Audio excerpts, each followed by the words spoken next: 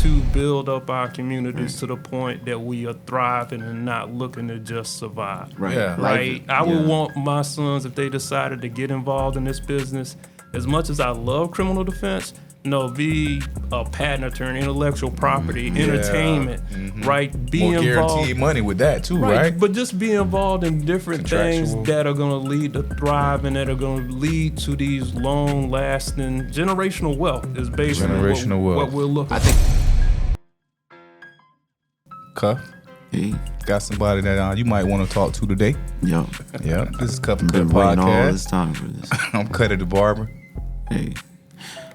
Yeah, This so man never knows his name. Okay, let's Let's start cuff over. Johnson. Let's cuff that on out. Okay, let's cuff it on out. cuff Johnson. We're gonna try it again. You know. So Kutt, yes. what's up, buddy? What's up, what's up? Kutt the barber. All right, I'm Kutt Johnson. It's Kutt and Kutt podcast. I got somebody you might want to talk to today, bro. Oh, no, I've been waiting for it. Yeah, I'm serious, but I want you to be ready. Oh, I've been ready. You sure? Yeah. All right, well, without further ado, I'm going to introduce you to my main man over here, Mr. Johannes McCoy. Right. He is a criminal defense attorney studying law here in the state of Florida. Graduated from the great Bethune-Cookman University in Daytona Beach, Florida. Tell us a little bit about yourself, what you do, why you do it, and what do you look to do to affect our community? Well, definitely appreciate being able to come on and talk with you guys today and everything. Looking forward to this as well. Obviously, I mostly focus in on criminal defense work. Really got involved in this. It was a dream of my father to be an attorney.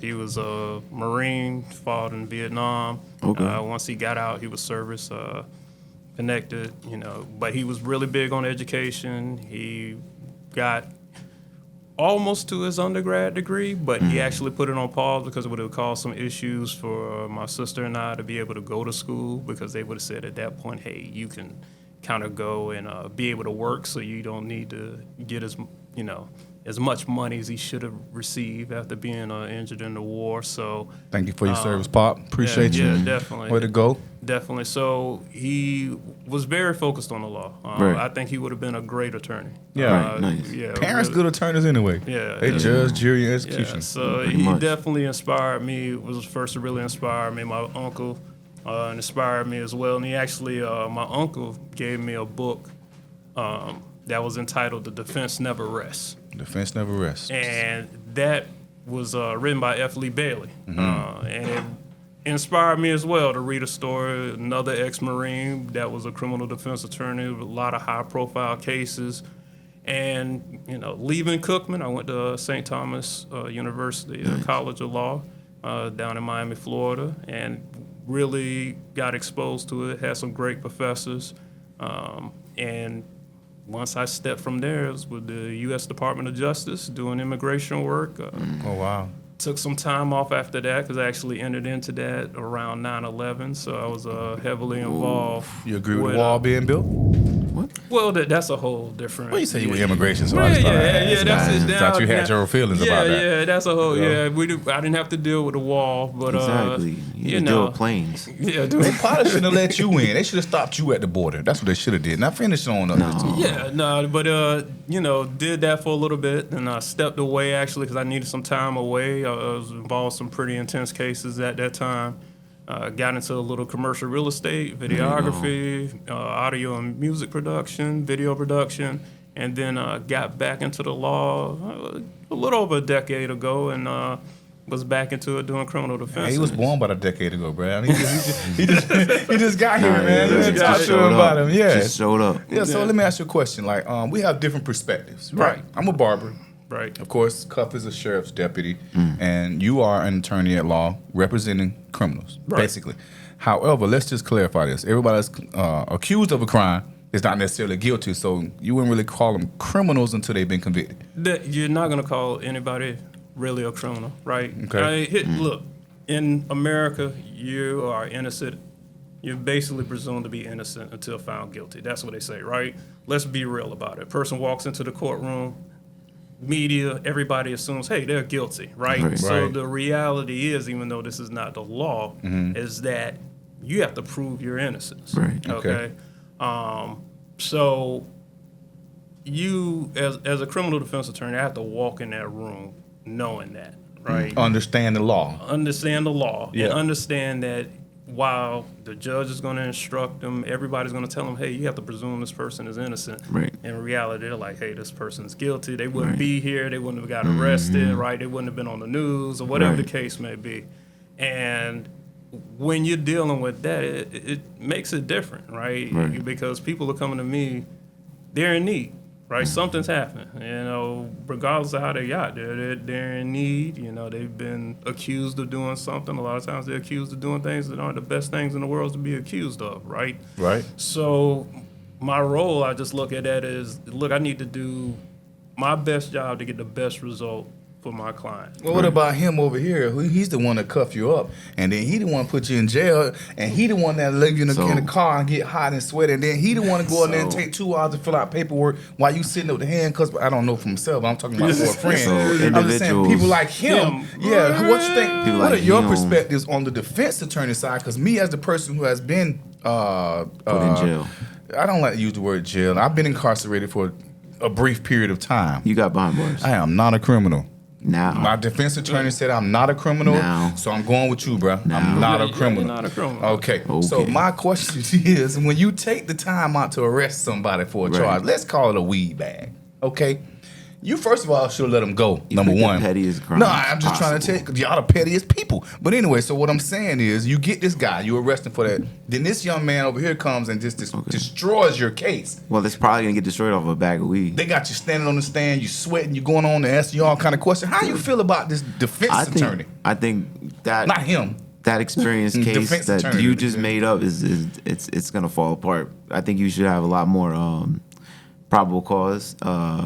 Reasonable suspicion, all those things. You got to be able to prove it without a doubt. Me, on the other hand, of standing on the other side in that little box in the middle of a jail with like 16 jurors on the left or right, however many they are, and then you're facing the defendant, and then you have this lawyer looking at you, grilling you. Yeah, it's stressful. I think it's stressful for anyone. Do you take it personal? I don't take things personal. I think it's more or less just their job, but at the same time, they're coming at you looking for weaknesses. So you're getting questioned originally by the state, who prepare you for this opportunity that you have to explain your case, whether it's through body cam, whether it's through questioning, whether it's through your report. Then you have this defense attorney writing down things and looking for ways you're answering questions that they think they can exploit in this courtroom. Trying to catch you up. Yeah. And then there's the times when they get up there and you think you're good. Yeah. Oh, I got through this. All right, answer a question. There you go. I got some more, what's the word for it? Questions? Cross-examination. Cross-examination. Yeah, I want to talk to them real quick. I ain't even the lawyer. I knew that one. I know, because you've been in that chair. Because you've been in that chair. Oh, there we go. So my man says, and they come up to you and they stare at you. You stare at them. You're like, oh, boy. Do you have any more questions? Yeah. And they go ask the first question. All right. Yeah. All right. Blah, blah, blah, blah. Then you see the defendant start smiling. You start getting a little worried. You're like, oh, did I say something wrong? You don't want to commit perjury. Yeah. You're thinking all these things. And there's one time, for example, they talked about this door that was kicked in. They asked me, what's a fixture? And I just stood there blank face because I don't know what a fixture is in life. Like a sink or a mirror or a lights fixture, or something, right? Yeah, it can be any of Is those anything? things. I don't know, man. They're talking about a fixture in the door. So I'm sitting there lost as a goose. I'm just like, yo, what am I supposed to say in this moment? Yeah. I'm looking at her. She's looking at me. And I'm like, dang, do I lie? Because then I'm perjuring because I don't know what a fixture is. So I had to say, I don't know. That's when they started smiling. Oh, they got me. Yeah. Then she got me with 3 more questions. And then, I rest my case. And she sat down. For me, I'm just like, yo, this mud. You ain't got no reason to ask those questions. You're trying to slip me up. You're trying to get this person free. That's their job. Yeah. Yeah, but you got to think, too. So, look, think about it. It's a juror over there that's looking at you while you answer questions. The same way you thought in your mind, what's a fixture? It's a juror over there that said, hey, I don't know what a fixture is either, right? And if their whole case was based on just trying to trip you up over the word of fixture, it's probably a juror in that box that's thinking the same thing, like, that doesn't make any sense. No, I get it. Right? So, because remember, it's ordinary people off the street, right? They come in there, what do you do? Hey, you a carpenter. What do you do? Oh, I'm a mechanic. Like, it's regular, everyday people that really make the real decision. So do you think, now thinking about it, they think they picked their juror based off of background for that question? Because I think a lot of it, I don't know, in that moment, they coached me on like, yo, just look at the jury and then just be able to tell your story. Look like you're not convincing, but telling the truth, like you're competent in what you're talking about. And I looked at them, they looked at me. At first they were smiling, by the end of it they weren't smiling. So I'm like, did I mess up or did I say something wrong? But it is what it is.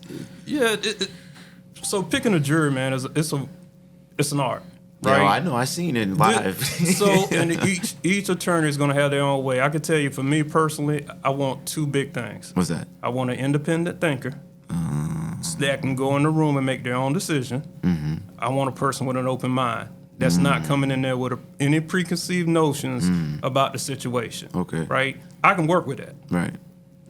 You can have your political views and everything like that, but if you're an independent thinker and you got an open mind, right, that means I can talk to you. I put you on the stand. Look, the first thing I'm going to ask you is, hey, how you doing today? You know, I'm going to talk about the weather. I'm going to build a conversation with you. I'm going to build this rapport with you, right? Because, look, I'm already the bad guy when I walk in the room. Yeah. You working with the man with the chains on. Right. I got the client. Yeah. We're the bad guys, right? We're the bad people, right? Yeah. I'm not bad. They want you to be bad because they want to stick their cases. Right. But I'm telling you, these police officers, they have their own agendas. When they go out there, they look for people. They look for criminals. They want to convict people and clear the docket. They want you to take pleas. They want you to just agree to stuff. They coerce you. Let me ask you a question. When they go to stereotyping and profiling, right? How much of that do you feel is true when these clients come to you and say, "Hey, man, I was racially profiled. They stereotyped me because I had rims in my car and I had music in my car, and they wanted me to pull over and I didn't pull over right away because they start." Is it true from your experience? Right. And I'm gonna ask you your experience because I know you're gonna lie, but the experience. Is it more often than not that young black men are stereotyped and racially profiled in the African American, in their own communities, by the way? We ain't in Windermere somewhere. We ain't off in Hawthorne somewhere. We ain't in Hialeah Lake. We here in Orlando in a black African American community. Is it true? Or from your experiences? Now we're talking about your experiences. So this is what it's going to be.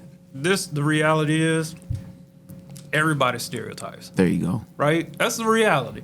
We do, unfortunately, end up being stereotyped more often than not, right? The statistics show that, okay?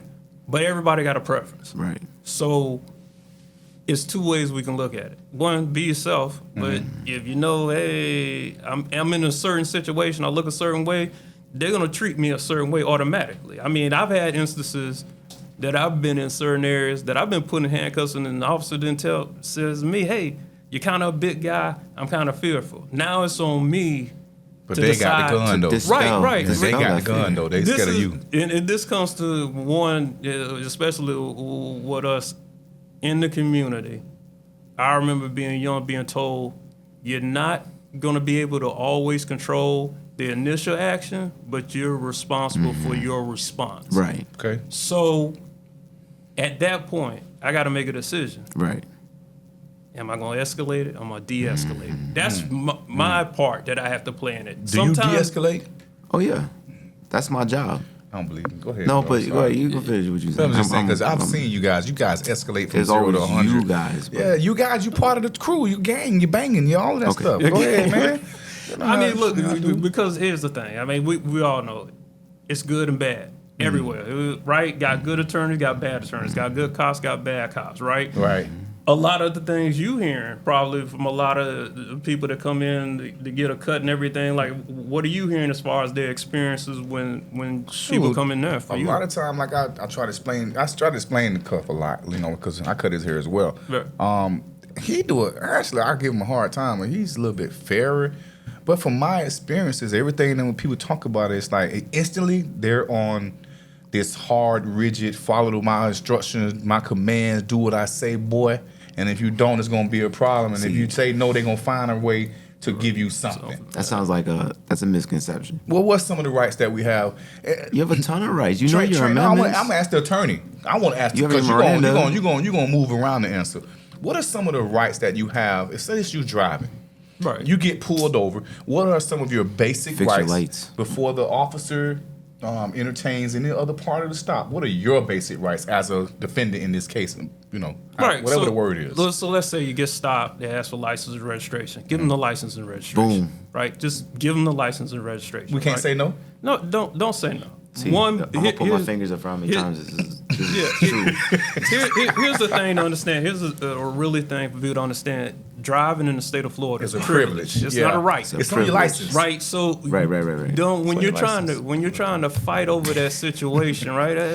Forget that. So that's the first step. That's now, number one. if it's going at that point, once you've done that and they identify, like, okay, I see who you are, everything's good, right? You're supposed to be able to go on your way. Right, now, exactly. Unless they're trying to identify some type of probable cause to search the vehicle, go into some more Your car information. smells like weed. Right, everybody. Is that probable cause? Every car smells like weed, I right? mean, That's what they said to everybody. Right. They, you know, it smells like you just But smoked some I weed in mean- here I just like mean- 30 seconds ago. I mean, Right, if it smells like weed, if there's residual all over it, we're gonna pull you out the car. You can search the car in Florida. if it's residual, Well- that means it's not there anymore. Well, this is the point. It's just an when air- it it's just comes an to air. right when it comes to talking about searching the car at that point, right?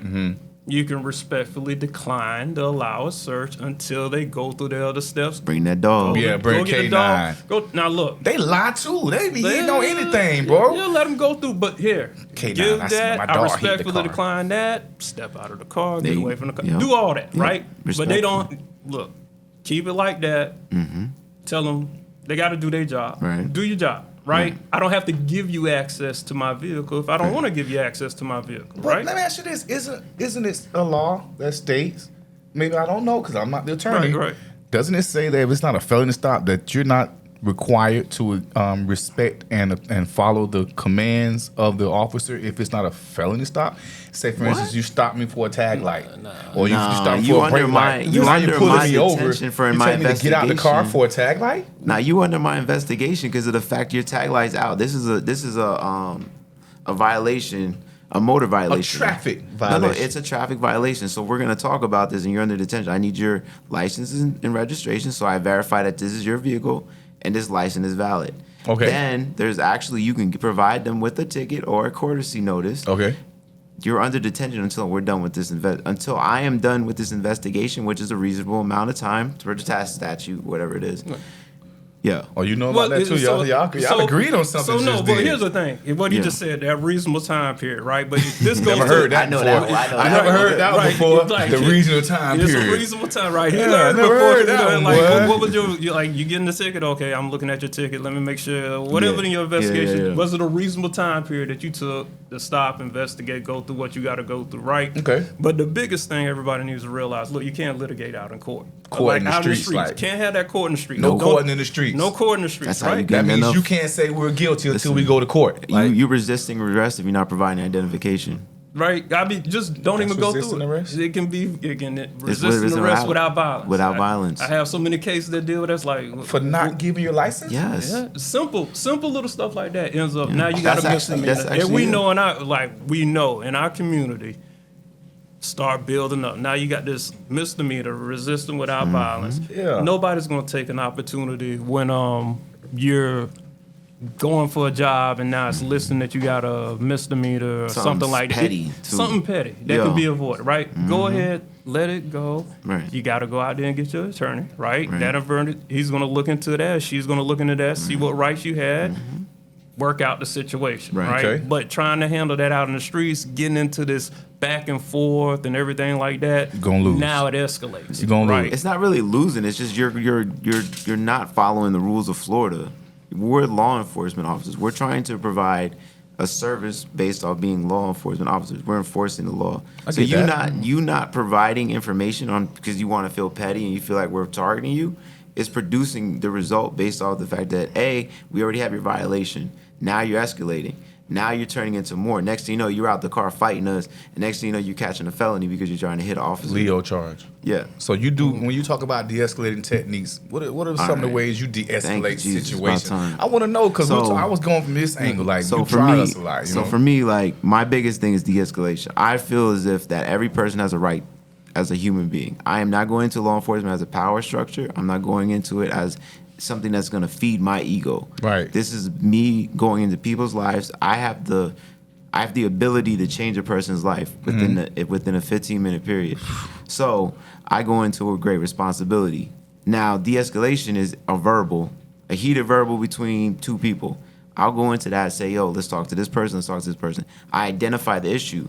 If the issue is petty, I will say it. Hey, man, y'all arguing over something very petty. This is going to escalate. If we leave and this becomes, say, a battery, they get in a fight, one of y'all going to jail. Period. Especially if it's domestic, because domestics are all the time in Florida. Florida does not play with domestic. They will put you in jail if you hit somebody that's your family member, dating, or anything like that. They will put one of those two people in jail, or both. So then, like, you feel that your role in the community, just so I'm clear, we know we have a defense attorney, me as a barber, you as a sheriff. Yeah. You feel that your role in the community is to just enforce the law, de-escalate situations, community building. Don't forget all the other stuff we do. Well, I'm waiting. Oh yeah, community building. Not every interaction with an officer is negative. Every opportunity is an education on both sides. We get to know you as the community. We get to give you information. We can help you provide someone with injunction paperwork, how to obtain an eviction, how to handle child custody issues, things of that nature. We're able to provide the information, or at least give you the person to talk to. Or if you're just having a bad day, you can talk to an officer, and we can provide you with some type of conversation, maybe to help you or get you some help. I think you'd be ready to take somebody to jail. Let me hear it from the other side, man. I swear it's all about taking the people to jail, because you know it's so much. What's the word for money? There's a lot of money involved. There's a lot of money involved. There's a lot of money involved in fast food too, and that's bad for you. Let's just talk about money on the other end. Oh, so well, now no, you got hold these on. customers over here, these clients who you have to come in, right? Questioning you. Your role model is your dad, right? Right. Okay. One of them, yeah. Well, one of the ones you had first, one of right? the major ones. He encouraged you and made you feel like it was a good thing for you to get into law, and you did that. Right. So your role is to what? I mean, my role, like I said, it could be multifaceted, right? Number one, I have to serve my client, right? Same thing. Right, almost along the lines with that, I got to serve my community as well, right? I take it upon myself. I had life experience. Like I said, I worked for a while in between working with the Department of Justice and going into private practice for myself and doing criminal defense. So, look, I come across a lot of young men, a lot of young women, a lot of people from my community, right, that I can see more about their life than what's been captured in this one little isolated moment. Okay. You know, I've had situations that I've seen young men that I know, look, you could do more with what you're doing. Like, you got a brain. Yeah. Like, I can tell you got a brain. I can see how you're moving. I see how you're doing things, right? But they've never had that conversation maybe with somebody. Nobody's taking the time to even look and see what else they can do. They might be even doing wrong at that moment. But look, I can see the skills you got. Look, let's take this opportunity. Let's fix this situation here, right? That might allow me to go to the prosecutor like, yeah, look at this. Look, he really doesn't have a big record. She really doesn't have a bad record. This is one of those persons. This is an individual that needs an opportunity, right? I agree with that. And then coach them up, Right. the client, to be like, look, you need to take advantage of this opportunity. Don't do it again. Right. Like, okay. And for the ones that they didn't have a situation, I need to be just as zealous in that to be like, all right, I've looked at it, I heard a story, I read the report. It didn't go the way. Let's go in there and handle what we got to handle, right? They have to come in here and prove the case. I'm going to make sure they got to do everything, because I feel we can advocate for you in the best way to make sure that you're going to get the best representation, right? Okay, so yeah, he wants to enforce and build up the community. You want to support the community and back up the people who have the problems or issues that with the law enforcement. With me as the barber, you know, I get a lot of young men that come into the barbershop getting haircuts and sometimes just stop by, want to talk or whatever. And I feel like, you know, my role is to lead them as best I can, being that I've been through things, like I said before, dealing with law enforcement in a certain capacity, that I can, you know, give them some knowledge to keep them from making the same mistakes and going out and having to end up in the back of his car and end up in your office. You know, so I asked that because, like, a lot of times people don't understand what it is that they need to do, basically, to just stay on the right side of the law. That's easy. No, so where do you find these rules? Where do you find all these laws? I mean, they have the proper training to know these laws, right? Florida statute. You have a degree, right? So you got taught the laws. What about the common man like me that never picked up a state statute book or didn't even know that it was a state statute book, or that you could find out what laws are and are not being broken by your behavior? Right. How do you find those resources like that? I mean, well, it's two major things you're talking about here. Like, one, if there's interaction with Kutt in a situation that's dealing with moving towards the courtroom, one, that's not the type of interaction he's trying to have. What he talked about is police involvement, building bridges in the community, being involved with the community. Like a buffer kind right. of void. Well, showing that there's more to policing than arrest. Okay. Right. That's an easy way to kind of capture that, For right? real. But if you're dealing with us in the situation that we're going to here's a situation that we're involved in, now we have to deal with the situation. What you're kind of talking to, I think, is something that's beyond the law, right? That's the involvement of the males in our community, the women in our community so what I mean. that come in and give structure, guidance, build up.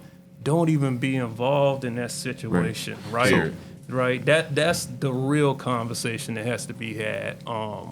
That we both want. I think everybody at this table sounds like we're all looking for the same thing, but just go about it different ways. Right. So I have a friend that caught a charge early on in his life and caught a felony and went to jail, right? And I look at this all the time because there's always hope. There's always a way around something, right? And he caught a charge, whatever. He became a functioning citizen within the town he lives in, with job, family, everything. Turned his whole life around, right? Because of reform, because of what he was doing in the past was the wrong choice. He got caught up. I think by the grace of God, you kind of get caught up and you're stopped in that moment. So you're not dead in the street somewhere. And now we're dealing with a death investigation. So the whole idea of law enforcement is sometimes bad because of the fact people are getting caught and their rights are getting taken away. But at the same time, there's a lot of reform. Like you were saying with the young man, he's in a bad situation, but he's a good kid. Right. There's 100 different ways he can go right now. He might catch a little bit of a charge, or he can go to trial diversion, or what's that thing called? I mean, they got pre-trial diversion. Yeah, pre-trial diversion. Reality is, it's a lot of more than likely in most criminal cases, it's going to be a negotiated plea, right? See? And that's just a reality of it. Yeah. I mean, it's not, a lot of times people take that as, I see my attorney over there talking to the state. One, you better hope they have some type of relationship with them because if they're y'all better be cool. If they're not talking, then okay, that your attorney doesn't probably know anybody in that room. If there's no conversation going on. I've seen jury selections where it's awkward. They fighting petty, running up to the judge every 5 seconds. They put the buffer sound on so you can't hear, but you can tell there's something going on between them. Right. The attorneys, you mean, they meet up at the bar? This is the thing. A lot of people have this perception that gets put in the mind because of TV, because of everything that's going on. But to me, good trial attorneys are like professional prize fighters. There you go. They're going to go in there. They're going to give you the best representation. They're going to fight. The defense attorney is going to fight all out for you. The state is going to fight all out for the state, right? Right. But everybody's going to have respect for each other at the end of that fight. Right. And the judge is going to notice that in you as a criminal defense attorney that, look, if this guy or this woman says something to me, they're arguing a point, it's some validity to it, right? The state is going to say, hey, there's some validity to it. I might not agree with it, but it's some validity to it, right? That's going to carry you so much further when it's that point that maybe there's no decision on it. Maybe you're arguing some new arcane point, or maybe it's a completely discretionary type thing. That judge might look, you know what?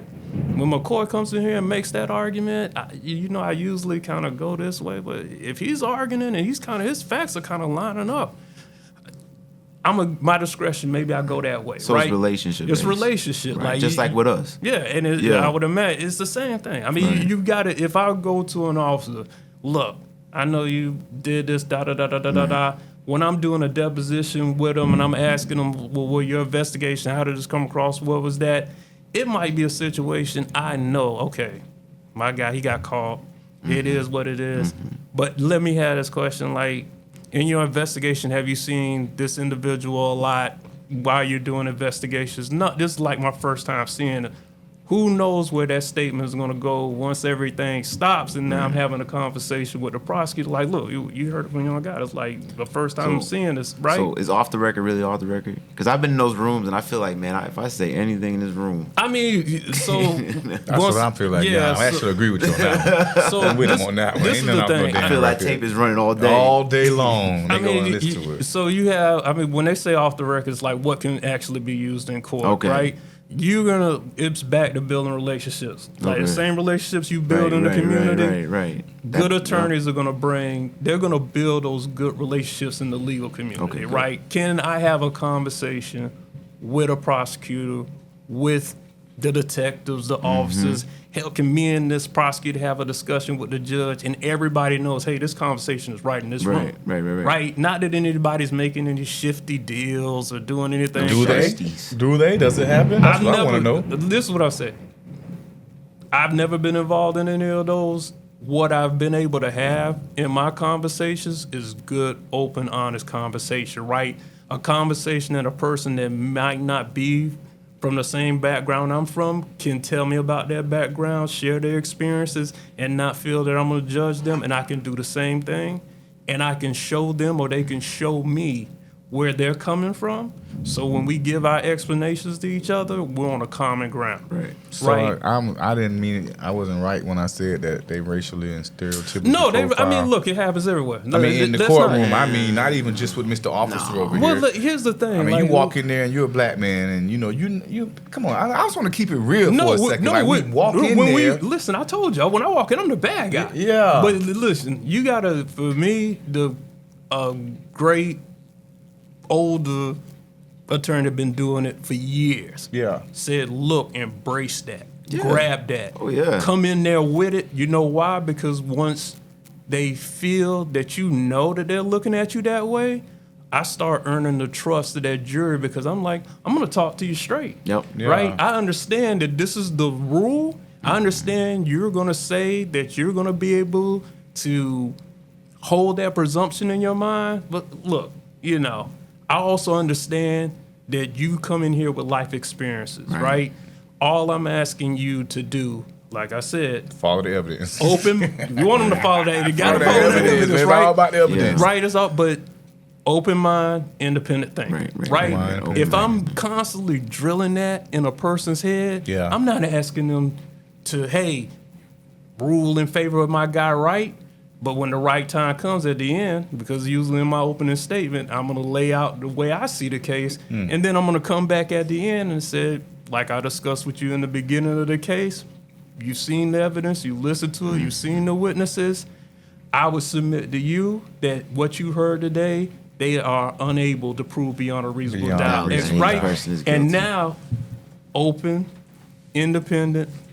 There they go. Winner. They're coming, right? They ain't taking that lunch. They're gonna be real back. They'll be right back. Right. I mean, but it makes just say, "Oh, give us a minute." We'll right. I mean, it makes a person feel like, look, they're making a decision because here's the reality: people walk in there, oh, you're an attorney, you this and that.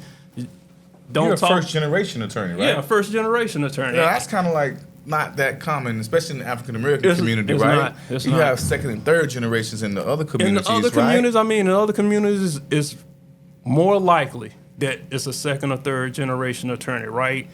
I'm the first in my family to have a law office, to have a law practice, right? So I would hope if my sons decide to follow in my footsteps that I can say, look, this is how you build a practice. This is, I have a solo practice. You're going to have a much larger firm, and then maybe their children have a lot that more. Dan Newland effect. So if I tell you survive and not thrive, what does that mean? Survive, what is it? Survive and thrive? Which one is it? So, I mean, basically, it's a mentality that you usually, when we're coming higher education, building this new walk, new walk of life, being a first generation, it's like survive, just make it.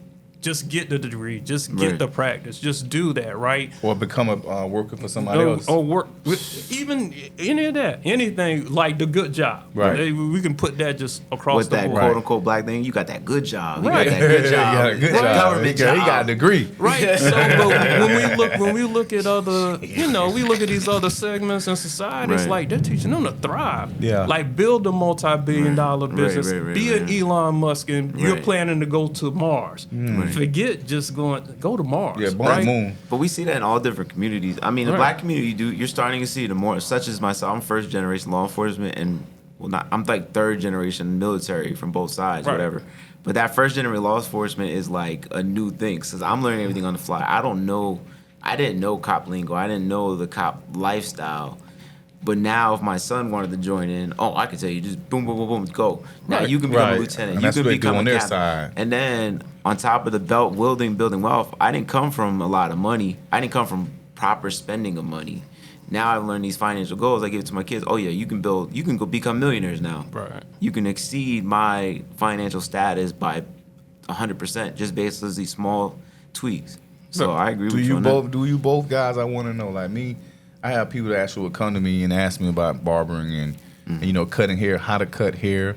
Which way to do this, which way to do that. How often do you guys get approached with? I'm still new, so I'm starting to get more questions. I'm about 3 years for law enforcement. Okay. So I'm starting to get questions. I'm starting to get people looking at me in a way that they see me in a respect manner. It's new, and I'm still feel like I'm a rookie. Yeah. So I'm like, oh yeah. You just do this, and this. Just watch what I do, and just make sure you're following the right standards. So becoming more of a leader, I see it coming, but I'm still with baby steps. How far you want to go?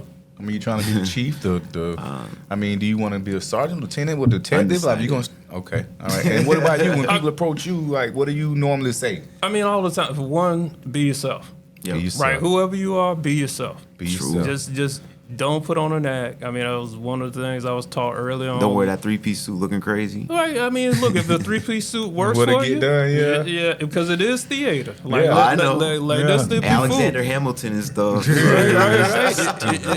is theater, Kills but first thing I'm telling them, be yourself. Be yourself. Your clients are gonna know if you're yourself. The jury's gonna know if you're yourself. The prosecutor, everybody's gonna know. Speaking of clients, Right. let's talk about this money thing. I'm going to ask this question right here, bro. Just be honest. Okay. Okay, not too honest, but just 8 to 9. Enough within the NDA. Here's the NDA. Listen, bro, be honest with me. Tell the truth. When you get a client, right? Let's just say you got 5 cases presented to you. Right. 3 of them are double figure cases, and 2 of them might just be a quick misdemeanor or a quick little thing where you don't have to even go to court. You go in, you go out. A quick trip right over, whatever, right? Does it really depend on the amount of money that a person spends based on defense? Because I have a personal story I know about a young NFL player killed somebody under the influence of alcohol. Dante Star Wars.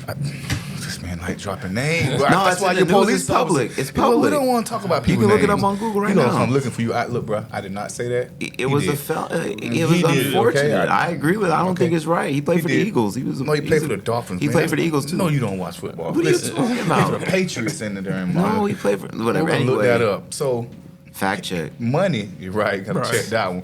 Money got him out of a bad situation, right? He did 30 days in jail. Right. Okay. Now you have someone that sold a bag of crack. They went to jail for 2 years.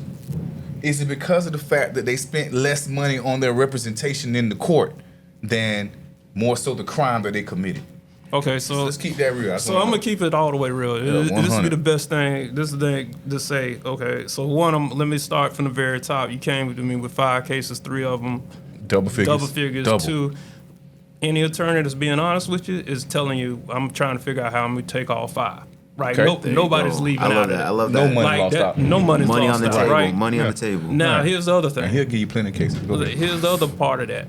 Just because you spend more money doesn't mean you get better service. That's my question. Right? It seems like it though. But- you got those people that did that fake school stuff. Right? You What got to fake be. school stuff? The stuff. What was it? Well, they paid the recruiters of colleges to get their We kids talking about the in. nursing joints? No, the fake ones that joints? had to go and they got into the schools based on fake resumes. Right. Oh, they And they been had doing that all for those 100 years. stars that like 6 months in jail, whatever, after extortion, bribery, and all these different things. Yeah, you never know what. More money. Yeah, well, you never know what the underlying facts were. But here's the thing about it: everybody going to any attorney, you're gonna have a conversation, and one, if you're going to them, you're in a time of need, right? Yeah, but right. even in that time of need, you need to take a pause and have a real conversation, Right. Right? If you can. Maybe observe them. Maybe ask around. Now you might get different mixed opinions because everybody got different experiences, right? Right. But what you need to see is like, A, can you win it? not can you win it? See, that's all you're supposed to care about. Can you win my case for me? Listen, I ran you my hard-earned money. I want you to beat the case for me. let me tell you, this is the real deal. If you're walking into a criminal court, the question you should ask is, can I get the best result There you go. from this attorney, right? Not go to jail. Now, if that means can you win it because that's the best result for your situation, then okay, that's going to work for you. Might not be the situation, right? You might have to Throwing- sit down for a little bit. Yeah, I mean, the reality Go to is, jail? You mean go to jail? Yeah, sit down for a little bit. It might, but here's the thing about it: the money part. Sometimes it costs to get the result you want. You can't put a price on freedom, right? That's priceless. Right. Okay. But are you putting that money in the right hands to get you that best result? So that's what you really should be looking for, right? And look, let's not fool ourselves. This is America. It's a capitalist society, right? OJ didn't walk out of his situation The glove didn't fit. because he paid, He didn't he got away though. $5,000, $7,500, right? OJ spent close to, I think, $1 million, right? over $1 million. Yeah. I think at the end of the day. That's why he was broke. But would you say that he's broke or that? Well, you know, they kind of broke. Right, but it's priceless. He was able to walk away, right? Clean. Freedom. Clean, too. You can't put a Wrote book price on about that, it. right? Yeah, pay whatever. So you pay whatever, and it's interesting just thinking about OJ case.